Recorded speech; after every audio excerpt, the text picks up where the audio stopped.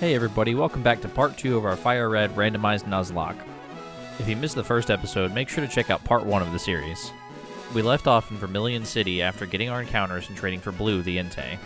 LOL and Speedy are easily our top Pokemon of the run so far, with Hairball also showing their value. Wednesday is a work in progress, and is around for utility. Now that we've covered our Pokemon, let's get started with our first encounter of the episode, found hiding in Diglett's Cave. It didn't take too long to find this encounter. And then, first ball, we got Dratini. Very, very nice. We named it Janet and moved on to fighting trainers. And of course, always a scare, but we were lucky and moved on to the SS Anne. Trainer battle montage. And then there was Mitt, always trying to cramp our style. Mitt started with an Eevee and does continue with it, but his other Pokemon are always a mystery. But his party oddly mimicked our own. After demolishing Mitt with ease, we received the cut HM from the captain and said farewell to the SS Anne. We followed the SS Anne by fighting the trainers on Route 11, using the Versus Seeker to our advantage.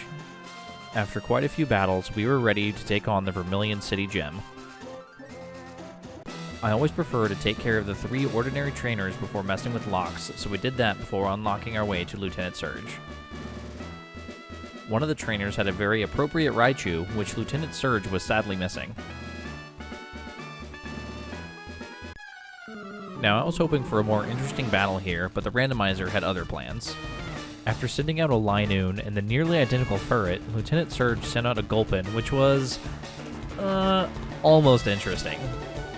After Lieutenant Surge was done, we set off to Viridian City and Pallet Town to get some fishing encounters. We trekked back to Viridian City, encountering Silcoon and capturing it, naming it Silly String. Then in Pallet Town, Registeel showed up. Explosion scares me, so we went for a tactical retreat on that one. We made a quick stop in Pewter City to pick up the old Amber before heading towards Dark Cave. Paris popped out for our Route 9 encounter, capturing it and using my usual nickname of Francis. We fought and defeated the trainers on Route 9 before finding Kingdra on Route 10. Kingdra was the most difficult catch of the day so far, but we were lucky again and caught another Pokemon, naming it Titan. Sizor in Dark Tunnel was difficult, but yes, we got Sizor. Sizor was a big deal because one of the most difficult parts of a randomizer is catching encounters without knocking them out, and False Swipe gives us a huge advantage with that. We continued through Dark Cave, in the dark. We don't have Flash, so yeah. Not having Flash is actually pretty normal, so it wasn't too bad getting through to Lavender Town. We stopped at the Pokemon Center and then went back into the cave to train Lucky up a bit. We made a potentially costly mistake on our way back out of the cave. I hope this isn't a Pokemon I can't switch out for. Okay. Lucky proved his namesake once again, and we moved on to Route 8 for yet another encounter. Combuskin showed up on Route 8, and 1, 2, 3, thank you! We nicknamed him Miller. We made our way downtown, walking fast to Celadon, picking up a free Whismur before fishing in the little pond. Exeggutor grabbed the line, and we grabbed another Pokemon, nicknaming it Pan. On Route 7, we found a Celio that I didn't particularly care for, quickly moving on to Route 16. Gardevoir was another fairly difficult catch, but we succeeded and nicknamed it Garden. We grabbed the Fly HM and headed straight for the game corner. Now that we got a bunch of encounters out of the way, it was time for some battles.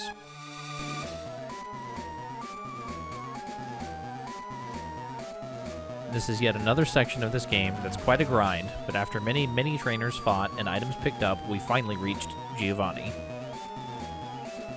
Boss Veronica sent out one interesting Pokemon and the rest came crumbling down pretty easily.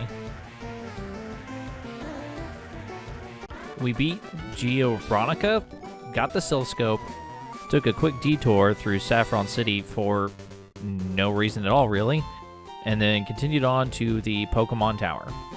Our rival Mitt was, of course, waiting for us once again. His Eevee had evolved into Vaporeon since our last battle, but that's really to our advantage with LOL on our team, and the rest of his team wasn't much of a threat either. Another quick victory in the books, and onto our Pokemon Tower encounter.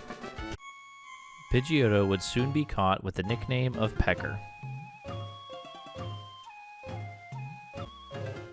We fought our way through several trainers in the tower, including fighting the always terrifying Mewtwo, before finally reaching the Morning Marowak.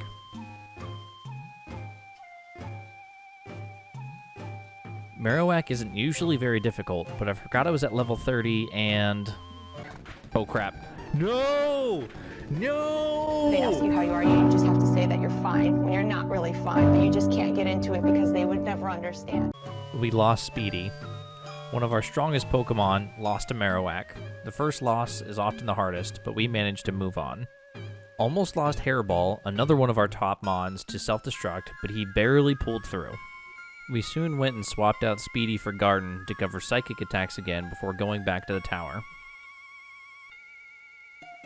We took out the remaining grunts, including a Celebi and a Latias, got the Poké-Flute, and then headed for our last encounter of the evening. We fished up a Typhlosion on Route 12, yet another fire type and a starter, catching it to my surprise and nicknaming it Spicy Nug. We spent the rest of the stream training up our Pokemon. After one Pokemon lost and many others gained, we reached our conclusion for the evening, showing a final recap to close it out. Thank you for watching part 2 of our FireRed Nuzlocke Randomizer. If you want to see a nickname used in the next video, comment it below and remember to like and subscribe. Smell you later!